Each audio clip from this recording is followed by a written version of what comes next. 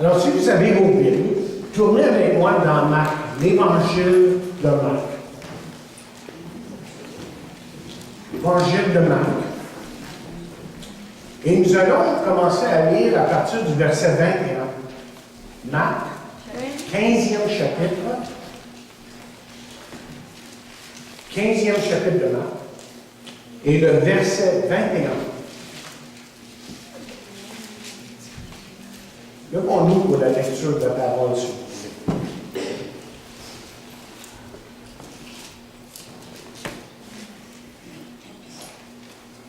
Ils forcèrent à porter la croix de Jésus, un passant qui revenait des champs, Simon de Cyrène, père d'Alexandre et de Rufus. Et ils conduisirent Jésus au lieu nommé Golgotha, ce qui signifie lieu du grand. Ils lui donnèrent à boire du vin mêlé de myrrhe, mais il ne le prit pas. Ils le crucifièrent et se partagèrent ses vêtements, en tirant au sort pour savoir ce que chacun aurait. C'était la 3e heure, quand ils le crucifièrent. L'inscription indiquant le sujet de sa condamnation portait ces mots: le roi des Juifs. Ils crucifièrent avec lui 2 brigands, l'un à sa droite et l'autre à sa gauche. Ainsi fut accompli ce que dit l'Écriture: il a été mis au nombre des malfaiteurs. Les passants l'injuriaient et secouaient la tête en disant: Hé! Toi qui détruis le temple, qui le rebâtit en 3 jours, sauve-toi toi-même en descendant de la croix. Les principaux sacrificateurs aussi, avec les scribes, se moquaient entre eux. Ils disaient: il a sauvé les autres, il ne peut se sauver lui-même. Que le Christ, le roi d'Israël, descende maintenant de la croix, afin que nous voyions et que nous croyions. Ceux qui étaient crucifiés avec lui l'insultaient aussi. La 6e heure étant venue, il y eut des ténèbres sur toute la terre jusqu'à la 9e heure.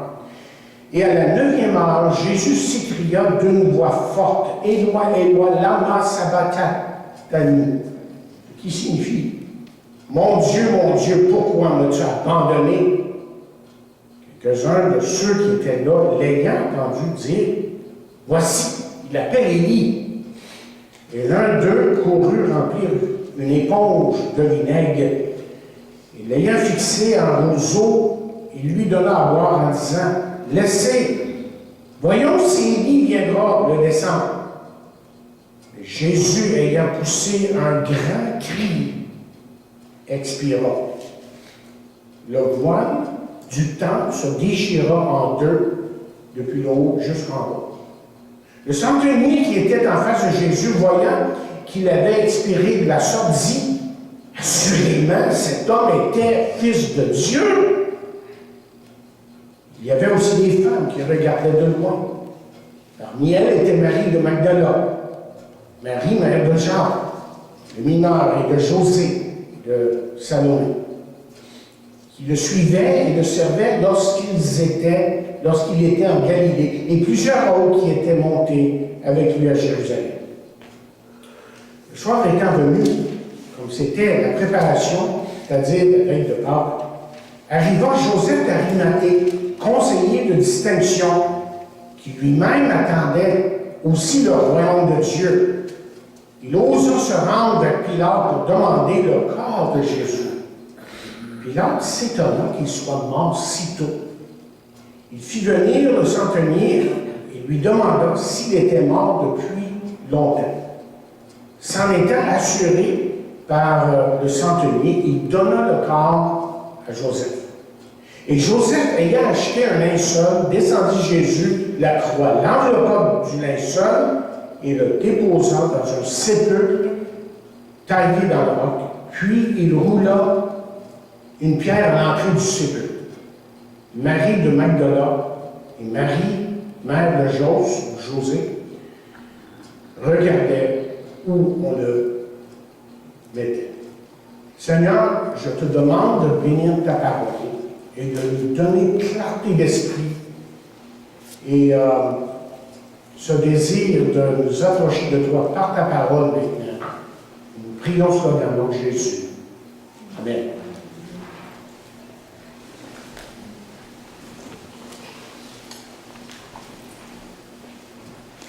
Le criminel traînait lui-même sa croix entouré de 4 soldats. Devant eux, un autre soldat tenait un placard stipulant le crime que le criminel avait commis. Et on s'assurait toujours de prendre le chemin le plus long pour se rendre au lieu de la crucifixion, afin d'avertir que quiconque tenterait de défier la loi romaine, il serait traité de la même façon. Les soldats plaçaient la croix par terre et couchèrent le criminel sur celle-ci afin de le crucifier. D'abord ses mains et ensuite ses pieds. Une fois le criminel positionné sur la croix, celle-ci était levée et placée dans le trou désigné. Le criminel pouvait ensuite souffrir littéralement le martyre. Tranquillement, il pouvait mourir de soif et de faim. La souffrance était si terrible que certains en devenaient fous, littéralement. Enfin, longtemps après qu'il soit mort, on pouvait les laisser pendant des jours sur la croix. Ou on pouvait tout simplement les détacher de la croix pour laisser les chiens et les vautours manger leur chair. C'est la raison pour laquelle Golgotha signifie lieu du crâne. Dans ce passage que nous avons lu, chers amis, ce matin, il y a 3 versets clés. Au verset 22, par exemple, nous voyons que Jésus a été emmené au lieu appelé Golgotha. C'est là que Jésus devait mourir. Un lieu réservé pour les criminels. Et Jésus allait être compté parmi eux, évidemment. Au verset 23, il est dit qu'on lui offrit du vinaigre, mais il ne le prit pas, nous dit la parole de Dieu. Puis Marc nous dit qu'il le crucifia. Et vous remarquerez que dans les 4 évangiles, peu de détails en réalité sont donnés en ce qui a trait à la crucifixion elle-même. Vous voyez, la punition était tellement sévère et terrible que les mots ne suffisaient pas pour la décrire. Pour décrire l'agonie que subissait la victime. Le troisième et dernier verset clé, mais c'est 2 versets, c'est au verset 37-38 de ce chapitre. Et là, toute la signification de la mort de Jésus se trouve dans ces paroles. Mais pour le moment, ce que j'aimerais que nous fassions, c'est que nous regardions les gens qui sont autour de la croix. Ne regardons pas ce matin la scène du point de vue de la foule. Mais ce que j'aimerais que nous fassions, c'est que nous focalisions sur ce que Jésus pouvait voir sur la croix. Vous voyez, devant Jésus se trouvaient des personnes qui représentent la façon que les gens réagissent à la croix, même aujourd'hui. Et c'est pour ça que j'ai intitulé ce message « Les yeux de la croix ». D'abord, pour commencer, numéro 1, le verset 21 nous donne une description de la première personne, Simon de Cyrène. On décrit cette personne lors d'un incident qui est arrivé à Jésus alors qu'il se dirigeait à Golgotha. Puisque la Palestine était une terre occupée, à ce moment-là, n'importe qui pouvait être forcé, vous voyez, à accomplir une tâche dictée par les Romains.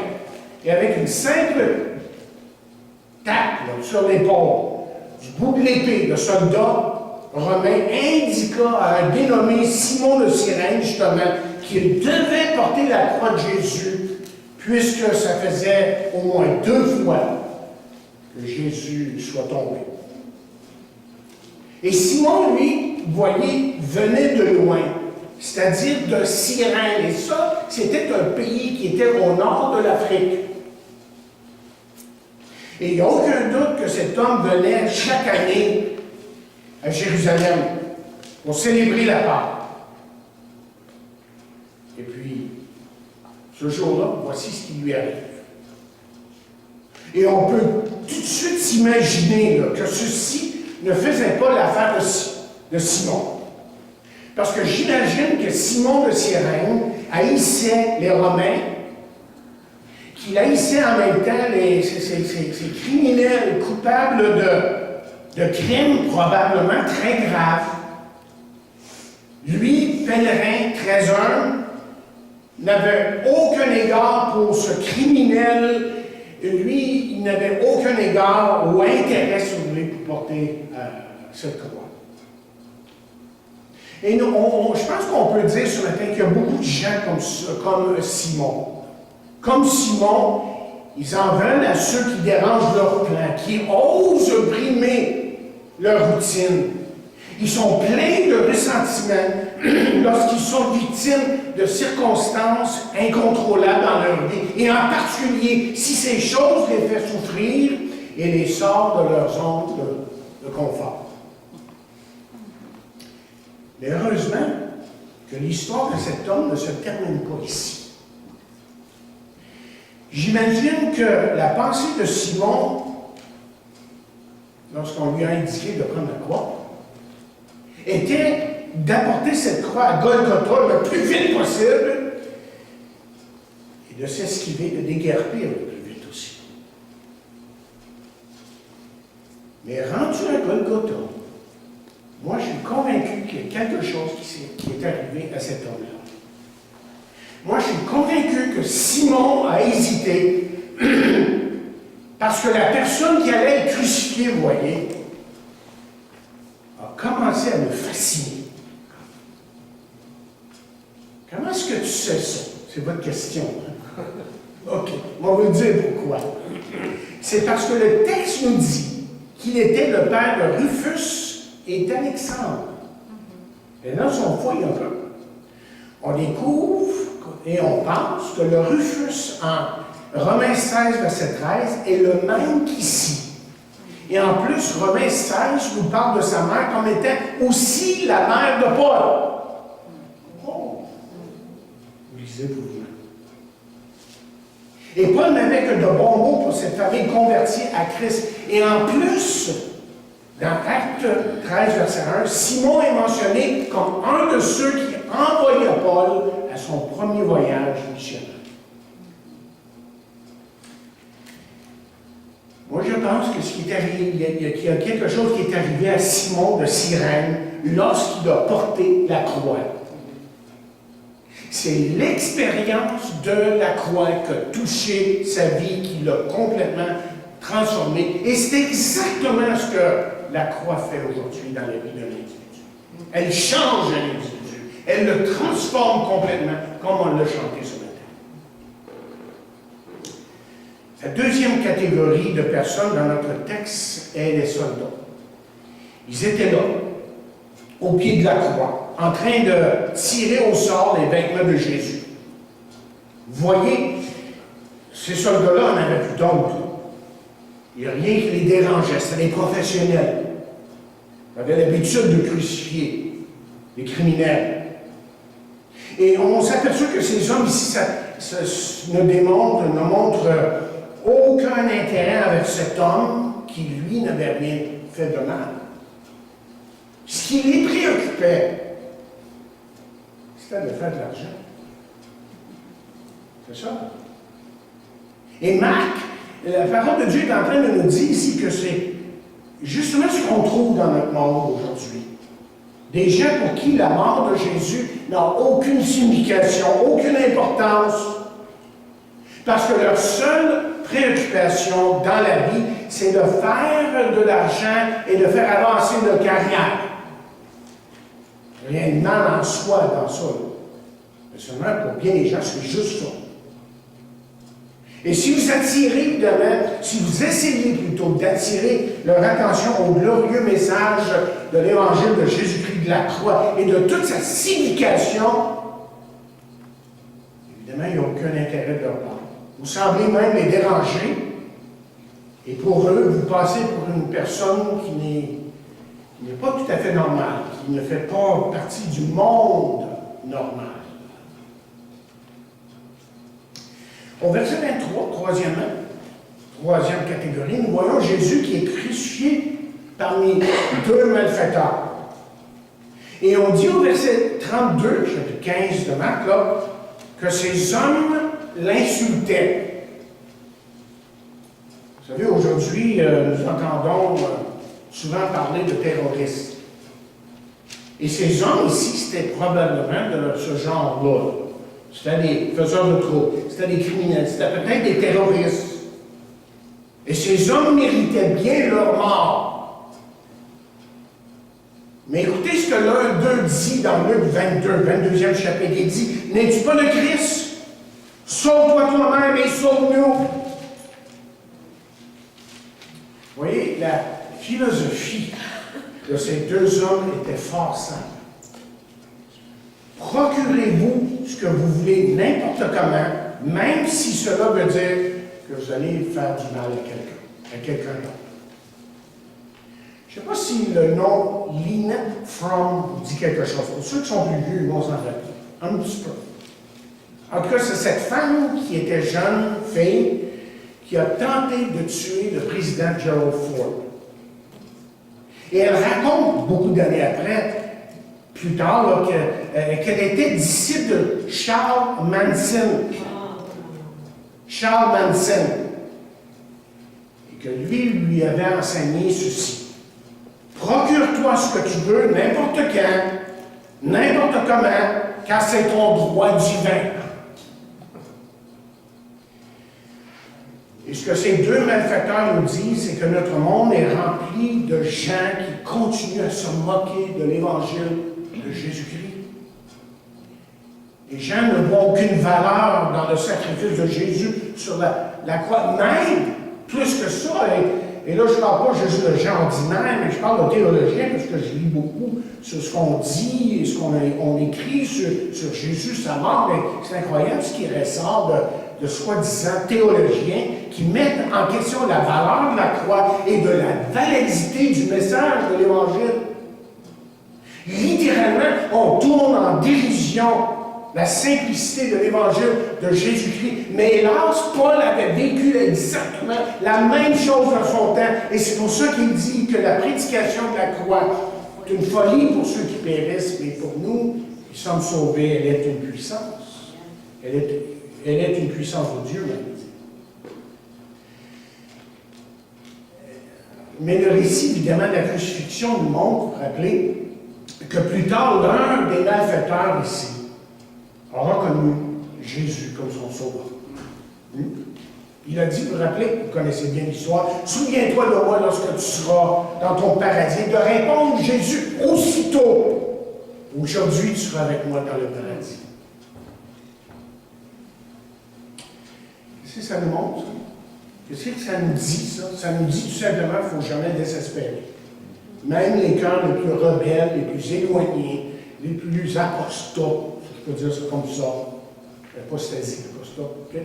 L'idée qu'ils se sont éloignés, il ne faut jamais, jamais, au grand jamais, désespérer. Parce que Jésus est capable d'aller les chercher. Là où ils sont. Quatrièmement, parlons des passants. Au verset 29, le verset 29 nous parle justement des gens qui passaient là, devant la croix. Et je vois ces gens qui pointent du doigt Jésus-Christ en lui disant « Hey, t'es allé un peu trop loin dans ton affaire. T'es allé un petit peu trop loin. Enfin, ils t'ont eu. Et tu as cherché pour. Tu étais bien jusqu'à temps que tu commences à faire que tu commences à dire, à faire des déclarations qui ne tenaient pas du tout ton enseignement était acceptable jusqu'à temps que tu commences à dire que tu pourrais détruire ce temple et que tu pourrais le rebâtir en 3 jours. Ça n'avait aucun sens. Une personne a dit ça. Donc, en regardant les gens, les passants disaient « Hey, tu mérites tout ça. » En fin de compte, il était un hérétique, un fanatique. Et aujourd'hui, si on peut faire l'application ici, il y a de ceux qui se disent disciples de Jésus-Christ, mais en faisant certaines nuances. En faisant certaines nuances. Certes, ils acceptent une bonne partie de son enseignement. Ils aiment beaucoup ce que Jésus dit dans le Sermon de la montagne. Ils sont emballés par le Sermon de la montagne. Mais quand ça vient à un simple verset, comme Jean 14, verset 6, Jésus dit, « Je suis le chemin, la vérité et la vie, et nul ne vient au Père que par moi. » Ah ben là, attends une minute. Oprah Winfrey. On semble dire qu'elle aime Jésus. Mais cherchez-le dans l'Internet, vous le trouvez. Lorsqu'on l'a confronté sur Jésus, et que Jésus était le seul chemin, vérité et vie. Voilà. Il y a d'autres moyens. Il y a d'autres moyens. Pour les pauvres petites chrétiennes, je vois les petites chrétiennes qui sont là dans son show, qui disent, oui, mais pourquoi non? Jésus est le seul chemin. Puis il plaide avec elle pour qu'elle puisse dire la vérité sur Jésus. Elle qui, on a une histoire évidemment fantastique, qui pourrait être une influence pour l'évangile de Jésus-Christ, mais quand tu dis, ben, tu sais, non, Jésus c'est correct, là, mais il y en a d'autres. C'est ça. Ça, on ne peut pas accepter ça. C'est trop exclusif. Et ce sont des gens qui choisissent dans la Bible ce qu'ils veulent croire. Et le reste, on le met aux poubelles. Simplement. Et Marc, peut-être qu'il est en train de nous dire ici que c'est l'une des erreurs les plus terribles. C'est que ces gens rejettent ce que Dieu veut communiquer aux hommes par sa parole. Et sa parole est claire et nette en ce qui a trait au salut. C'est pas compliqué à comprendre. Et je suis tellement heureux, tellement emballé par le fait que l'Évangile est si simple. Ça ne prend pas juste un théologique comprendre ça, un intellectuel, mais qu'un enfant peut comprendre que Dieu l'aime et que Dieu, évidemment, fait quelque chose pour lui. Vous voyez, le débat, c'est en fin de compte le suivant. Qu'est-ce qui est vrai ou pas dans les Écritures? Qu'est-ce qui est vrai? Est-ce que tout est vrai ou juste une partie? Et s'il y a juste une partie qui est vraie, on va dire quelle partie? Et là, cherchez-moi, on va dire mon québécois. Parce que là, tout le monde va avoir son opinion sur ce qui est vrai. Donc, il n'y a plus rien de vrai. C'est ça qui arrive. Donc, c'est tout vrai ou c'est pas vrai du tout. Un ou l'autre. Et l'apôtre Paul lui répond à la question, évidemment. Tournez avec moi dans 2 passages. Très vite. Si vous n'avez pas souligné ces versets-là, vous devriez le faire. Okay? Et c'est des versets que je cite souvent ici, mais c'est des versets que vous devriez souligner dans votre Bible. Vous devriez connaître par cœur. Toute Écriture, dans 2 Timothée 3,16, nous dit que toute Écriture est inspirée de Dieu et utile pour enseigner, pour convaincre, pour corriger, pour instruire dans la justice, afin que l'homme de Dieu soit accompli et propre à toute bonne œuvre. Et le texte nous dit que toute Écriture est inspirée de Dieu. Pas juste une partie de l'Écriture. Il y a un autre texte que je veux que vous regardiez, c'est juste avant l'Apocalypse, une des lettres les plus courtes dans la Bible, c'est Jude, verset 3. Jude, verset 3. Voici ce que Jude écrit.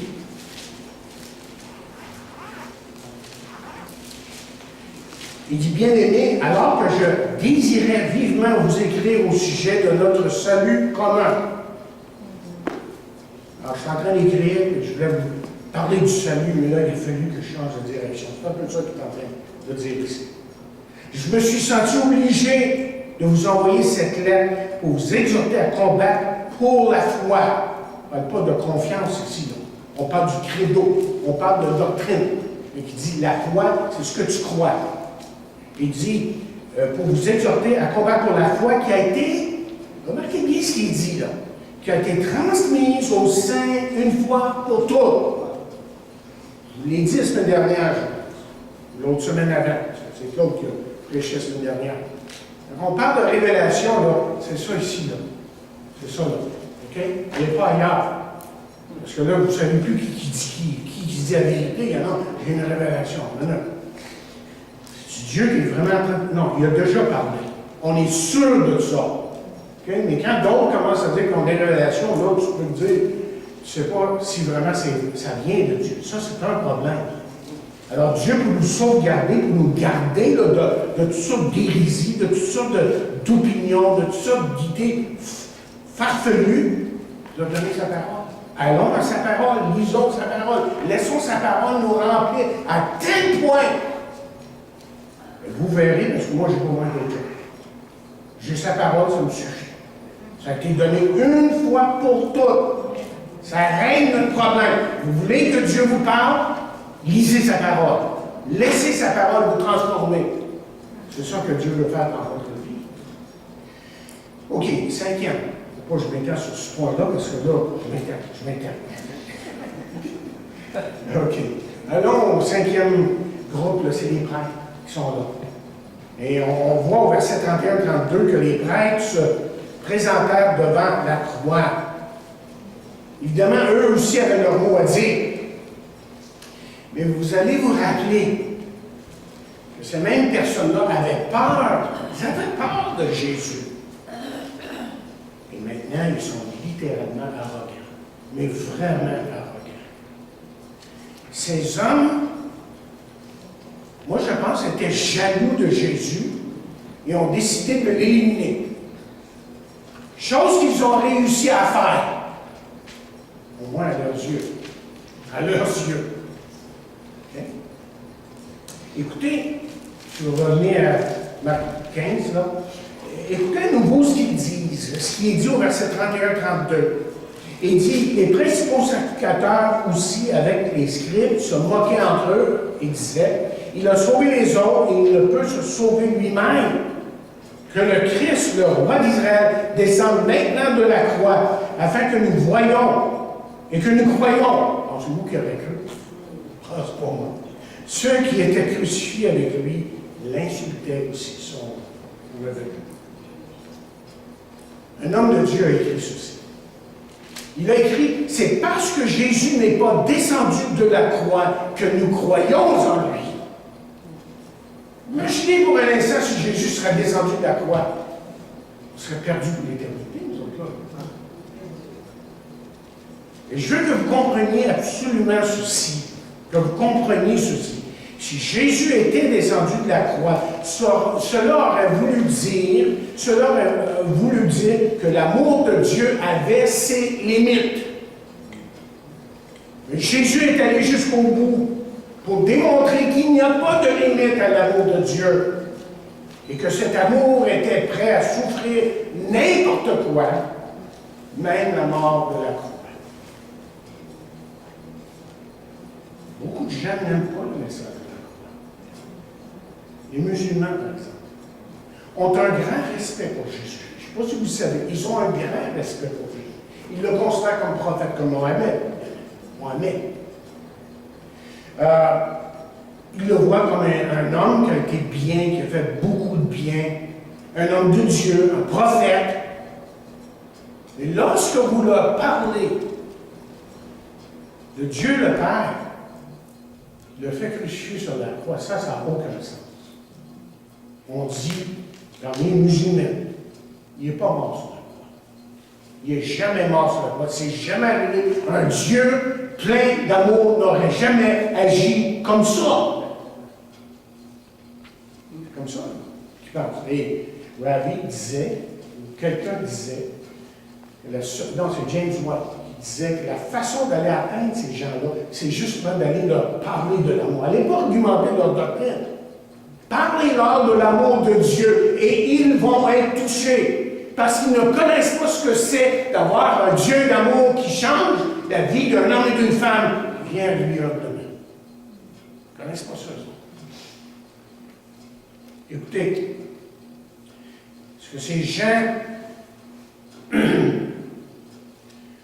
les religieux, les humains, ceux qui rejettent la croix,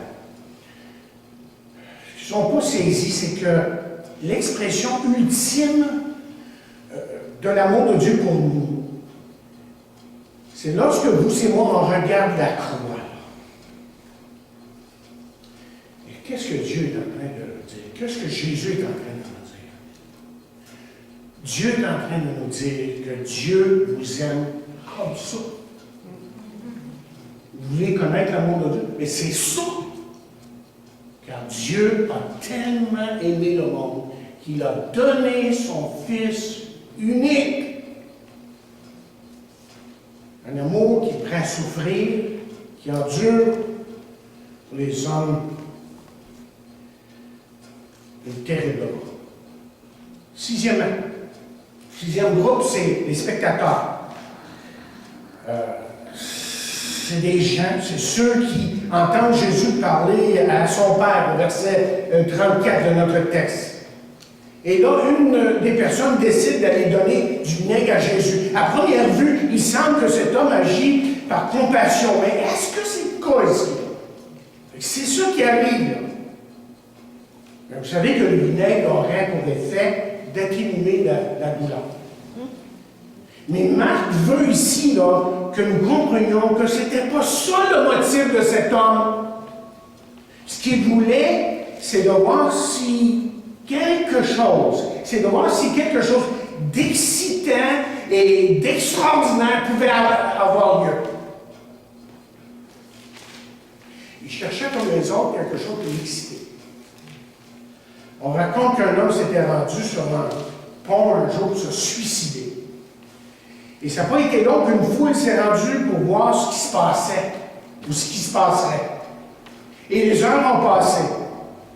Évidemment, il y a certains qui ont essayé de le dissuader de cet acte malheureux. Et enfin, un cri vint de la foule qui a dit « Ben, saute, c'est pour sauter! » Vous savez, les gens sont souvent comme ça. Ils suivent Jésus pour voir si quelque chose d'excitant va arriver.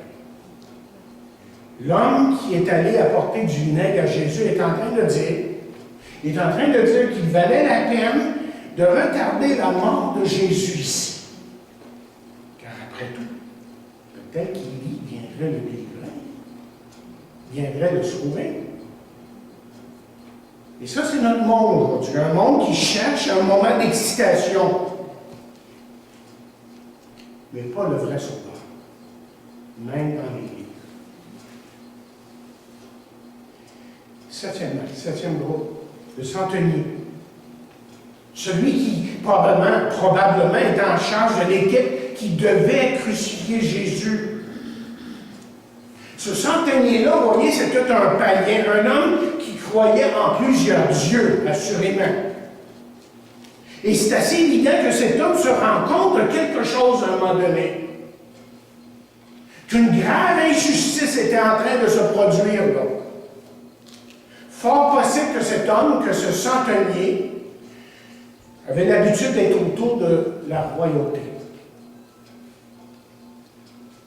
Et là, devant la croix, tout d'un coup, moi je pense que ce qui arrive ici, c'est qu'il comprend qu'il est devant la royauté. Il est devant la royauté. Car il dit, assurément, cet homme était fils de Dieu. Et vous voyez, le centenier a compris que cet homme sur la croix n'était pas un homme ordinaire. Mais je veux aussi que vous voyez qu'il y avait un problème avec ses paroles, parce qu'il dit qui était fils de Dieu. Il n'y a pas d'espoir dans ces paroles-là. Vous savez, Marc nous dit encore que cet homme est comme beaucoup de gens aujourd'hui. Certains comprennent bien que Dieu est à l'œuvre dans la mort de Jésus. Il y a quelque chose de spécial là, qui a lieu. Ils savent que quelque chose d'extraordinaire se dégage de ces événements. Et que Jésus, justement, n'est pas un simple homme. Même le plus incrédule souvent va dire oui, c'était un homme extraordinaire. Le problème, c'est qu'ils ne vont pas plus loin. Oui, ils sont impressionnés par les événements de la croix, par la personne de Jésus, mais c'est quelque chose qui ne devient jamais personnel. La valeur de la croix, la puissance de la croix ne saisit jamais leur cœur pour différentes raisons.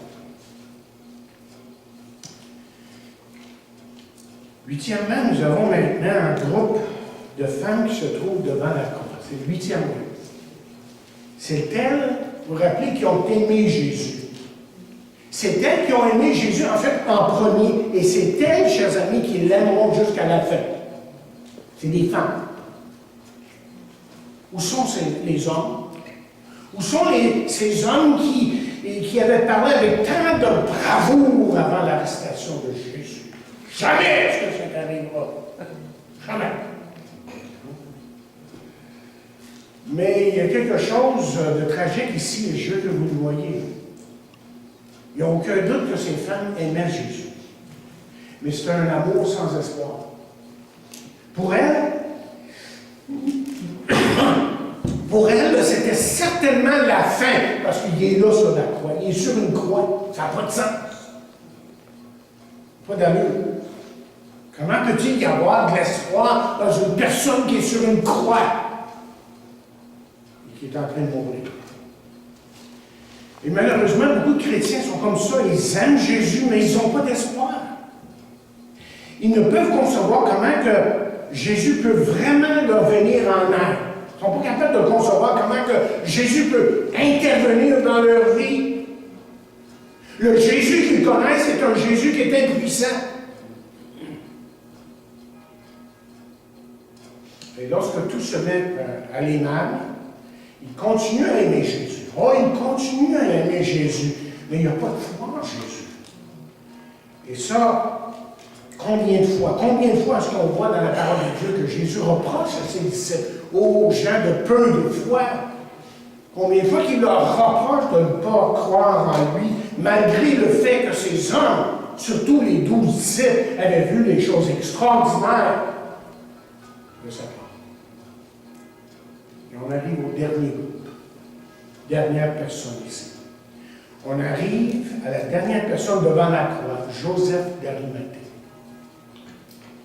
Vous savez, cet homme-là était en quelque sorte un disciple secret de Jésus, et Joseph d'Arimathée faisait aussi partie du Sanhédrin. Vous vous rappelez, le Sanhédrin, c'était composé de 70 prêtres, scribes, prêtres, pharisiens, sadducéens, portait jugement sur les gens à ce temps-là.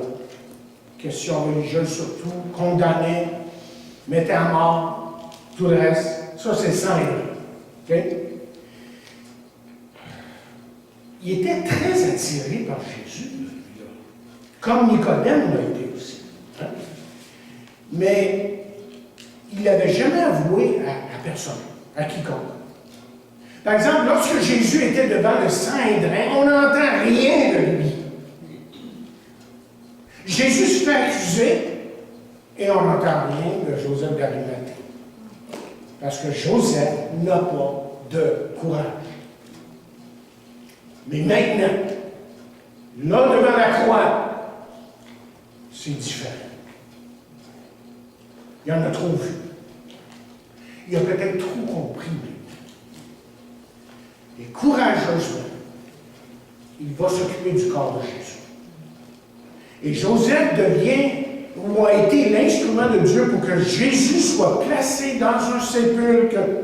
Parce que la Bible nous dit qu'il n'avait pas de sépulcre et on aurait pu le laisser pourrir sur la croix, tout simplement.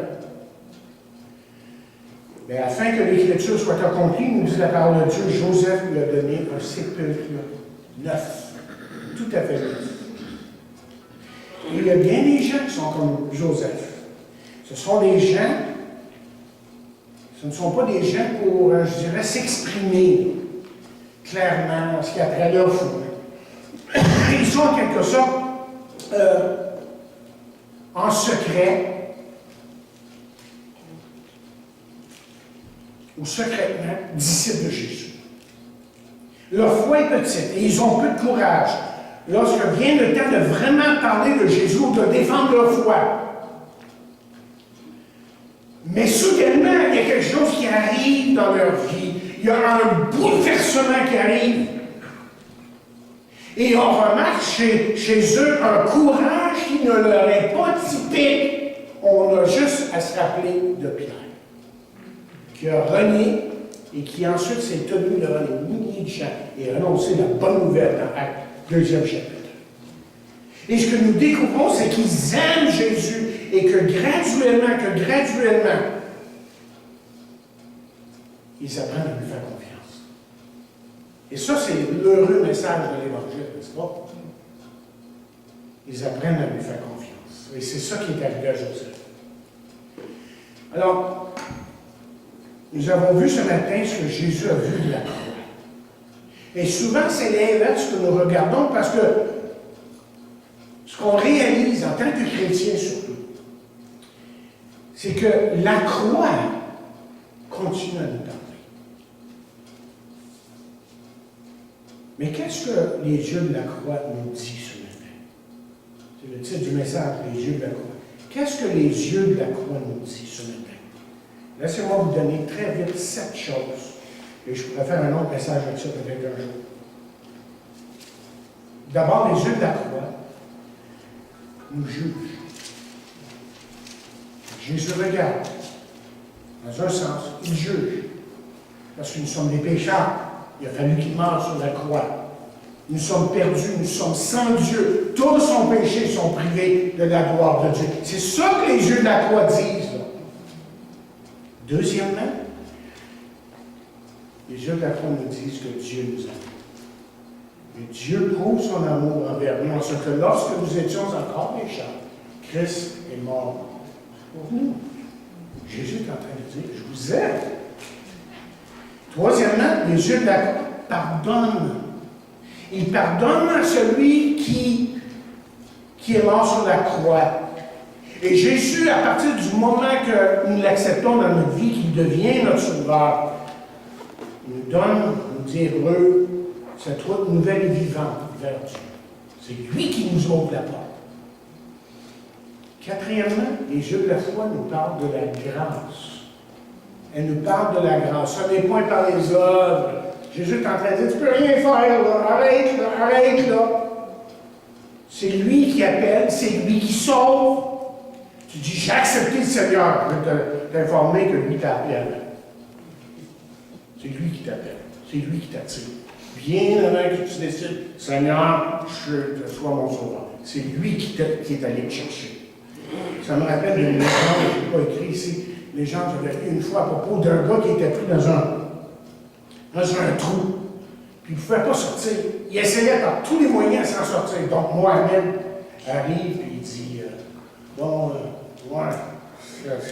ben, il continue à essayer. Ça va. Le gars continue à essayer, il ne sort pas de son trou. Il y a toute la misère au monde. Il n'est pas capable. Ensuite, Confucius arrive et lui dit, en le captant, il dit, ah ben écoute, j'ai 8 lois, là. Si tu suis ces 8 lois-là, tu vas t'en sortir, tu te dis, pas de problème. Ensuite, il y a le Bouddha qui arrive. Le Bouddha, lui, ben, je ne sais pas combien de lois qu'il a, mais c'est d'autres lois, là, puis d'autres principes qu'il faut suivre. Et puis il dit, bon, ben si tu fais ça, ben, tu vas sortir de ton trou, certain. Mais le gars, il fait tout ça, tout ce qu'on lui a dit, puis il est encore dans le trou. Enfin, il y en a un autre. Et lui, il a une belle couronne sur la tête. Une belle robe royale. Et lui enlève sa couronne. Il enlève. Qu'est-ce que je viens de dire, sa robe? C'est ça. Ce qu'il a sur lui. Il jette dans le trou, puis il sort du trou. C'est ça que Jésus a fait. C'est Jésus qui nous sort. On ne fait pas de nous-mêmes. On n'est pas plus intelligent qu'un autre, pas plus spirituel, plus religieux qu'un autre. C'est lui qui vient nous chercher, qui nous sort du trou. Par peu de grâce. Par peu de grâce. Ensuite, cinquièmement, les yeux de la croix nous disent que tout est suffisant ici. Jésus est en train de dire, ça suffit. Tout est suffisant. Pour ça qu'il dit que tout est accompli. Il est là sur la croix et il dit, tout est accompli. Il est en train de dire, hey, c'est tout, je ne fais plus rien. Acceptez ce que je fais pour vous autres. Ensuite, sixièmement, je sais. Les yeux de la croix nous disent qu'il y a une puissance derrière la croix. La croix continue à transformer. Et la croix, en passant, n'est pas juste du positif. Comment j'ai écrit ça? Positivisme. C'est pas juste d'être positif. On va réussir, on va réussir. C'est pas ça, l'évangile. L'évangile, chers amis, c'est une transformation dans nos cœurs, dans nos pensées. C'est une nouvelle vie que Dieu nous donne. Il nous donne une nouvelle vie. C'est une nouvelle vie. C'est une nouvelle nature. Et enfin, dernièrement, les yeux de la croix nous réconfortent. Les yeux de la croix nous réconfortent. Parce que les choses ne sont pas toujours faciles, hein, vous le savez. Hein? Il y a des difficultés, il y a des déceptions dans la vie, il y a des choses qui nous arrivent, on ne comprend pas. Et pourquoi moi, Seigneur? On se le dit-tu souvent, ça? Pourquoi ça m'arrive, ça? Ça n'a aucun sens. Oui, mais la croix nous réconforte. Rappelez-vous que la Bible dit que ceux qui veulent vivre pieusement seront persécutés.